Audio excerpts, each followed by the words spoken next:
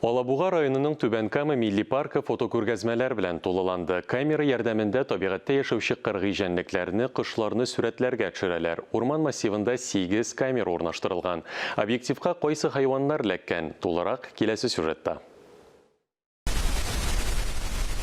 Тонай урманында яшәүче сусар көндез дә төнлә дә актив.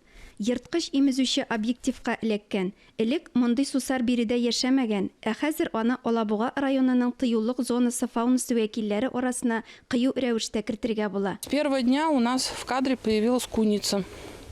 Очень красивая. Сусар объективта беренче көнне үк күренде. Бу вакыт эчендә ныгыды, авырлык җыйды, тиресе дә яхшы. Тагын бер атнадан соң шушы урында төлке күренә. Камерада аларның сусар белән очрашу мизгелләре теркәлгән.